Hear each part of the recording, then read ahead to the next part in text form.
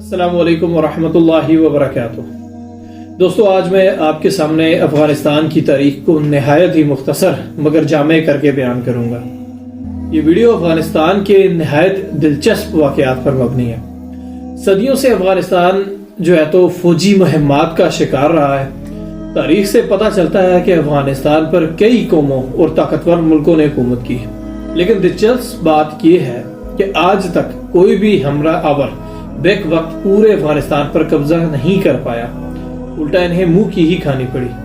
اسی لیے افغانستان کو گریو یارڈ آف ایمپائرز کہا جاتا ہے، کیونکہ یہاں جو بھی آیا اسے افغانیوں کی طرف سے شدید ترین مذمت کا سامنا کرنا پڑا۔ دوستو، دنیا کی تاریخ میں افغانستان کا ایک دوسرا کردار بھی ہے۔ اسی افغانستان سے اٹھ کر دنیا کی بڑی بڑی طاقتور سلطنتیں قائم ہوئی، جن میں مشہور ترین غزنوی سلطنت، غوری سلطنت، مغل سلطنت اور ابدالی سلطنت ہیں۔ جدید افغانستان کی تاریخ 18ویں صدی سے شروع ہوتی ہے اور احمد شاہ ابدالی اس کا بانی مانا جاتا ہے۔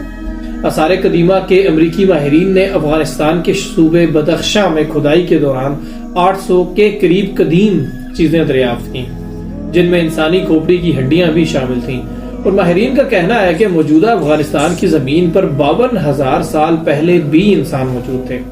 اس علاقے میں باقاعدہ قدیم تہذیب کا آغاز 3 سال قبل مسیح میں ہوا۔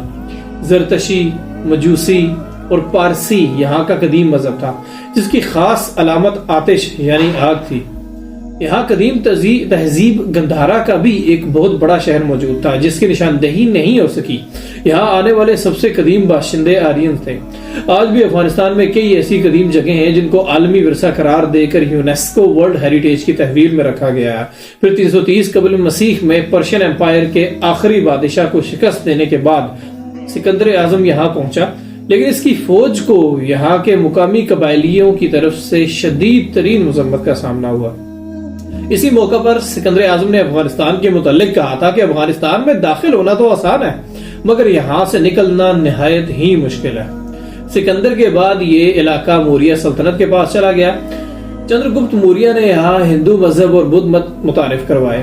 پھر موریہ کے بعد یہ علاقہ کشان سلطنت میں شامل ہو گیا۔ اس دور میں یہاں بدھ مت کو بہت زیادہ فروغ دیا گیا اور گندھارا تہذیب اپنے عروج کو پہنچی۔ 3 صدی تک کشان سلطنت کا آخری حکمران بھی ختم ہو چکا تھا۔ اس کے بعد اس علاقے پر ایرانی سلطنت کا قبضہ ہو گیا۔ اسلام سے قبل یہ پرشین امپائر کی آخری سلطنت تھی، جس کا حوالہ ہمیں تاریخ میں ملتا ہے۔ پھر 1750 تک افغانستان ایران کا حصہ رہا۔ خراسان کے 2 بڑے شہر برات اور بلخ آج بھی افغانستان میں موجود ہیں۔ پھر اس کے بعد کچھ عرصہ کابل شاہی حکومت رہی اور بعد ازاں 642 عیسوی میں مسلمانوں نے مغربی ایشیا کو فتح کرتے ہوئے برات کی طرف سے افغانستان میں قدم رکھا۔ مسلمانوں نے ان شہروں میں اسلام متعارف کروایا۔ یہ وہ وقت تھا جب افغانستان میں بیک وقت بہت سے حکمران مسلط تھے۔ مختلف علاقوں اور مختلف آزاد حکومتوں کو جو ہے تو وہ یہاں پہ بنی۔ دیکھیں، سنی مسلمانوں کے جو مشہور امام ابو حنیفہ اور ان کے آباء و اجداد تھے، وہ بھی یہیں اس قابل میں ہی تھے۔ مسلمان افغانی قبیلوں کے حملوں کی وجہ سے زیادہ نہ پھیل سکے۔ پھر غزنوی سلطنت نے افغانستان کے شہر غزنی سے حکومت کی اور ایک عام شہر کو مالدار دارالحکومت میں بدل دیا۔ ان کی یہ سلطنت موجودہ افغانستان، مشرقی ایران اور پاکستان میں پھیلی ہوئی تھی۔ پھر بعد ازاں 1148 عیسوی میں غوری سلطنت نے غزنویوں کو شکست دی اور افغانستان میں بدھ مت کو ختم کر کے سنی اسلام کو فروغ دیا۔ 1219 میں چنگیز خان حملہ آور ہوا اور غوری سلطنت کا تختہ الٹ دیا۔ لیکن میں آپ کو بتاؤں کہ یہاں منگولوں نے بے حد تباہی اور بربادی پھیلا دی تھی۔ بے شمار لوگوں کو ذبح کر دیا گیا۔ منگولوں کے رہتے ہوئے تو بہت بڑے بڑے علاقے بے آباد ہو گئے تھے۔ چنگیز خان کے بعد تیموری سلطنت نے افغانستان کے اجڑے ہوئے شہروں کو دوبارہ تعمیر کروایا، برات کو دارالحکومت بنایا اور قندھار میں تیمور نے اپنے بڑے پیر محمد مرزا کو تخت پر بٹھا دیا۔ تیمور کے دور میں یہ علاقے ترقی کرنے لگے تھے۔ پھر جب کابل میں ظہیر الدین بابر نے زور پکڑا تو تیموری سلطنت کا زوال شروع ہو گیا۔ پھر 16ویں صدی تک مغربی افغانستان دوبارہ پرشین امپائر کے قبضے میں جا چکا تھا۔ 1504 میں ظہیر الدین بابر ازبکستان کی طرف سے کابل آیا اور اس نے کابل کو اپنا فوجی اڈا بنا دیا اور اپنی توجہ دہلی کے تخت کی طرف کر لیا۔ بعد میں اس نے دہلی پر قبضہ کر کے مغل سلطنت کی بنیاد رکھی اور اپنا دارالحکومت دہلی منتقل کر دیا۔ بعد ازاں 1709 میں افغانستان میں ہوتکی سلطنت قائم ہوئی جو خلجی سلطنت کے نام سے بھی مشہور ہے۔ یہ حکومت خلجی پختونوں نے قائم کی جن کا کمانڈر میر واز ہوتک تھا۔ یہ وہی ہے جس نے صفیوں کو گرفتار کر کے قید کر لیا تاکہ افغان بغاوت جو تھی اس کو کچلا جا سکے۔ یہ شخص قندھار کے ایک معزز خاندان سے تعلق رکھتا تھا۔ میر واز کو اصفہان میں فارسی عدالت میں پیش کیا گیا لیکن وہاں کے بادشاہ نے اسے آزاد کر دیا۔ پھر میر واز نے بعد ازاں صفیوں کو افغانستان سے باہر نکالا اور 1710 سے 1713 تک بہت سی صفی فوجیوں کو شکست دی جو افغانوں کے خلاف پرشین امپائر سے بھیجی جا رہی تھی۔ میر واز نے اپنے لیے بادشاہ کا لقب مسترد کر دیا اور پرنس آف قندھار کہلایا۔ اس کے بعد اس کا بھائی عبدالعزیز ہوتک تخت پر بیٹھا لیکن اس سے 2 سال بعد ہی میر واز کے بیٹے شاہ محمود ہوتکی نے قتل کروا دیا اور شہنشاہ افغانستان بن گیا۔ پھر خود کی سلطنت میں خانہ جنگی اور مسلسل مہمات کی وجہ سے وہ پورے افغانستان پر کبھی بھی قبضہ نہ کر سکا۔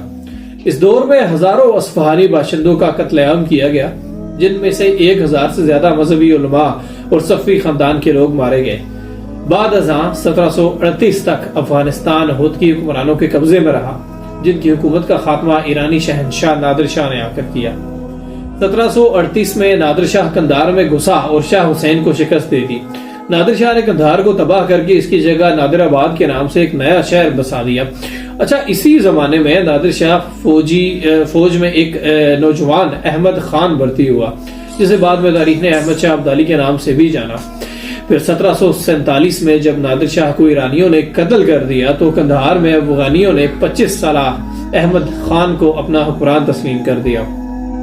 یہی احمد خان جو تھا، جو احمد خان درانی، بعد میں جو ہے تو احمد شاہ ابدالی کے نام سے مشہور ہوا۔ پھر احمد شاہ نے اپنے لیے بادشاہ در رواں یعنی کنگ آف دی ایج منتخب کیا اور اس کے بعد سے ابدالی قبیلہ درانی قبیلہ کہنا لگا۔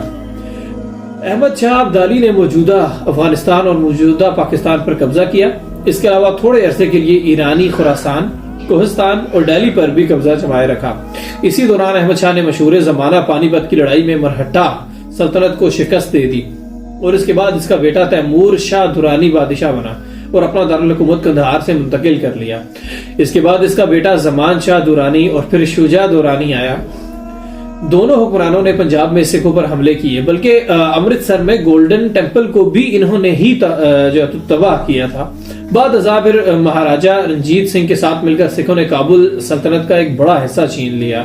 پھر 1837 میں افغان فوجیوں نے سکھوں کو خیبر کے راستے نکال دیا اور موجودہ پاکستان کی خیبر پختونخوا کے ایک مقام جمرود میں سکھ جرنیل ہری سنگھ کو مروا دیا اور یوں کابل کا انتظام جو ہے وہ دوست محمد خان نے سنبھال لیا۔ بڑھتی ہوئی برطانوی سلطنت اور روسی سلطنت کے ٹکراؤ کی وجہ سے اب تک افغانستان بھی متاثر ہونے لگا تھا۔ اسی کو 19ویں صدی میں دی گریٹ گیم کا نام دیا گیا۔ 1839 سے 1842 تک پہلی اینگلو افغان وار ایسٹ انڈیا کمپنی اور افغانیوں کے درمیان ہی لڑی گئی تھی، جس کے نتیجے میں برطانوی فوج تباہ ہو گئی۔ پھر 1878 سے 1880 تک اینگلو افغان وار لڑی گئی جس کو ہم سیکنڈ اینگلو افغان وار بھی کہتے ہیں، جس کے بعد امیر عبد الرحمان سامنے آیا جو بعد میں افغان تخت کا آئرن امیر کہلایا۔ اس کے دور میں افغان فوج ترتیب دی گئی، قانونی نظام اور سرکاری ڈھانچہ متعارف کروایا گیا جس سے افغانیوں میں پہلی بار اتحاد قائم ہوا۔ اس کے لیے مرکزی حکومت کو مضبوط بنایا گیا، جرم اور کرپشن پر سخت سزائیں دی گئی۔ 1901 میں عبد الرحمان کا بیٹا حبیب اللہ خان تخت پر بیٹھا۔ اس نے افغانستان کو پہلی جنگ عظیم سے باہر رکھا۔ پھر 1919 میں اس کا تیسرا بیٹا امان اللہ آیا جس نے تیسری اینگلو افغان وار لڑی اور اسی سال انڈیا پر حملہ کر دیا۔ اسی دور میں راولپنڈی میں برٹش انڈیا اور افغانیوں کے بیچ ایک معاہدہ ہوا جس کے مطابق افغانستان کے بین الاقوامی معاملات میں برطانیہ کی مداخلت ختم ہو گئی۔ یہی وجہ ہے کہ 19 اگست کو افغان یوم آزادی کے طور پر بھی مناتے ہیں۔ امان اللہ خان نے افغانستان میں بڑی تبدیلیاں کی، دوسرے ملکوں سے تعلقات استوار کیے۔ پھر 1927 میں اس نے یورپ اور ترکی کے کئی دورے کیے اور اتاترک سے متاثر ہو کر افغانستان کو بھی ماڈرنائز کرنے کی کوشش کی۔ اچھا، ان سب اقدامات کے پیچھے ایک بہت بڑا ہاتھ تھا جس کا نام محمود تھا۔ یہ امان اللہ کا سسر تھا اور ساتھ ہی ساتھ اس وقت کا فارن منسٹر بھی تھا۔ چند قابل ذکر تبدیلیاں جو کی گئی وہ میں آپ کے گوش گزار کرتا ہوں۔ پہلی تو یہ تھی کہ ابتدائی تعلیم لازمی کر دی گئی، پھر عورتوں کے برقع پہننے یعنی حجاب کا خاتمہ کر دیا گیا، اور کو ایجوکیشن یعنی کہ مخلوط تعلیمی ادارے کھول دیے گئے، اور یہی وہ ساری وجوہات تھیں جن کی بنا پر افغانستان میں خانہ جنگی شروع ہو گئی۔ اس کے بعد 1928 میں کابل کا کنٹرول حبیب اللہ کالا خانی سے ناصر خان کے پاس آ گیا، اور پھر اس کے بعد اس کا نوجوان بیٹا محمد ظاہر شاہ تخت پر بیٹھا۔ اسی کے دور میں محمد داؤد خان وزیر اعظم بنا، جس نے سوویت یونین سے قریب ہونے کی بہت کوشش کی اور پاکستان سے تعلقات کو کم کر لیا۔ پاکستان سے جھگڑوں کی وجہ سے معاشی بحران پیدا ہوا، جس کی وجہ سے اسے 1963 میں استعفیٰ دینا پڑا۔ پھر 1973 میں پرانے آئین کو منسوخ کر کے افغانستان کو جمہوریہ ڈکلیئر کر دیا گیا۔ بعد 1978 میں افغانستان کو ڈیموکریٹک ریپبلک آف افغانستان قرار دے دیا گیا، اور 1992 تک افغانستان پر سوشلسٹ کی حکومت رہی۔ اب سوشلسٹ حکومتوں نے سوویت یونین سے خوب دوستی بڑھائی، انہیں دعوت دی کہ افغانستان میں آ کر قیمتی معدنیات اور قدرتی گیس نکالے۔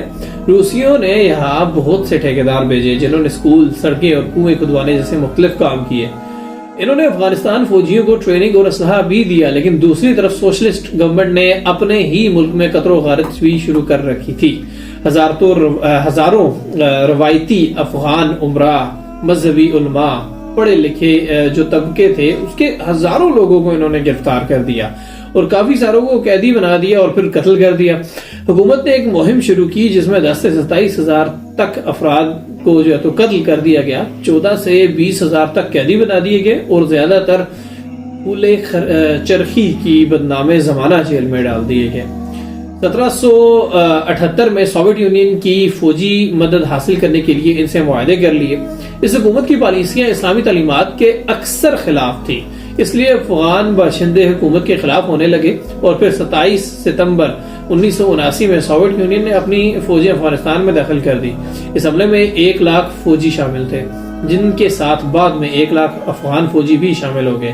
بعد ازاں 1980 میں روسیوں نے بیبرک کارمل کو حکمران بنایا، اور 1985 میں تمام مجاہدین روسیوں کے خلاف اتحاد بنانے کے لیے پاکستان میں اکٹھے ہوئے۔ امریکہ نے مجاہدین کو روسیوں کے خلاف اسلحہ مہیا کرنا شروع کر دیا تھا۔ حالیہ رپورٹس کے مطابق امریکہ اور سعودی عرب نے مجاہدین کو $40 بلین کا کیش اور اسلحہ فراہم کیا تھا۔ تب تک امریکہ مجاہدین کو میزائل سسٹم اور سٹنگر ڈیفنس سسٹم بھی دے چکا تھا، جس کی مدد سے مجاہدین روسی ہیلی کاپٹرز کو مار گرانے کے قابل ہو گئے۔ سعودی عرب نے مجاہدین کو سوویت یونین کے خلاف مضبوط کیا۔ روسی فوجیوں نے 6 سے 20 لاکھ افغانی فوجیوں کو قتل کیا، افغان عورتوں کی عزتوں کو پامال کیا، اور پھر 60 لاکھ افغانی پاکستان اور ایران کی طرف بعد وہ ہجرت کر گئے۔ 38,000 کے قریب امریکہ اور کچھ یورپی یونین کی طرف چلے گئے۔ پھر روسیوں نے افغانستان میں قتل عام، تشدد اور نسل کشی جیسے گناونے مظالم کے پہاڑ برپا کر لیے تھے۔ 1988 میں روس، افغانستان، امریکہ اور پاکستان کے درمیان امن معاہدے ہوئے، جس کے بعد روس نے اپنے فوجی دستے واپس بلانے شروع کر دیے۔ پھر یوں ہوا کہ بین الاقوامی پریشر اور کافی نقصان اٹھانے کے بعد 1999 میں روسی افغانستان سے واپس بھاگ گئے۔ بعد ازاں افغان وزیر اعظم گلبدین حکمت نے کابل کے ارد گرد موجودہ جو طالبان کے خلاف شدید ایکشن تھا، انہوں نے بڑا ایکشن لیا، جس کے نتیجے میں خانہ جنگی شروع ہوگی۔ صرف کابل کے گرد موجود طالبان کے آس پاس مجاہدین کے 6 الگ الگ گروہ خانہ جنگی میں مصروف تھے۔ یہ سارے گروپس الگ الگ ملکوں کی امداد سے لڑ رہے تھے۔ 1994 میں طالبان نے پاکستان میں موجود افغان مہاجروں کے لیے دینی مدرسے کھولے اور باقاعدہ مذہبی اور سیاسی فورسز تیار کی۔ طالبان کمانڈر جو ملا عمر کے نام سے مشہور ہوئے، انہوں نے عملی کوششیں اپنے آبائی علاقے کندہار سے 50 طالب علموں کے ساتھ شروع کی۔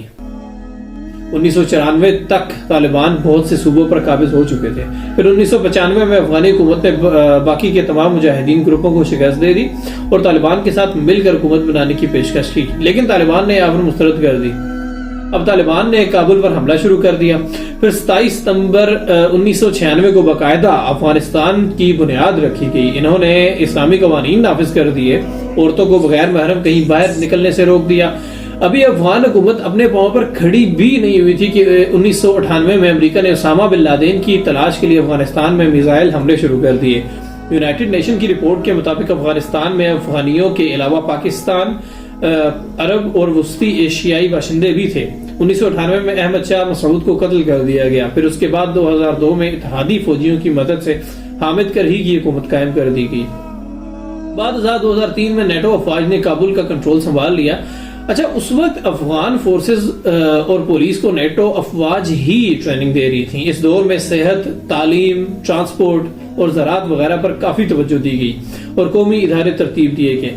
پھر 2005 میں افغانستان میں 30 سال بعد پہلی مرتبہ پارلیمانی الیکشنز ہوئے. 2009 تک افغان ملک کے بیشتر حصوں پر اپنی حکومت قائم کر چکے تھے. اس کے بعد حکومت اور اس کے اتحادیوں نے طالبان پر حملے شروع کر دیے، لیکن مکمل طور پر انہیں شکست دینے میں ناکام ہی رہے. پھر اسی سال امریکہ اور اتحادی ملکوں نے مزید فوجیں افغانستان میں اتاری. جب طالبان پر امریکہ اور اس کے اتحادی ہر حربہ آزما چکے تھے اور ہر حربہ ناکام رہا تو آخرکار 2010 میں امن معاہدے کی کوششیں شروع ہو گئیں. بعد ازاں نومبر 2011 میں اتحادی فوجیوں نے پاک افغان بارڈر کی 2 چیک پوسٹ پر پاکستانی فوجیوں پر حملے کیے. اس کے بعد 2013 میں نیٹو فورسز نے تمام ملٹری جو ان کے آپریشنز تھے ان کی کمانڈ افغان فوج کے حوالے کر دی. پھر 2015 میں امریکی صدر نے اعلان کیا کہ افغانی حکومت کی درخواست پر وہ امریکی فوجیں افغانستان سے واپس بلائیں گے، جن میں طالبان نے اس بات پر زور دیا کہ جب تک غیر ملکی فوجیں افغانستان میں موجود ہیں وہ حملہ کرنا بند نہیں کریں گے.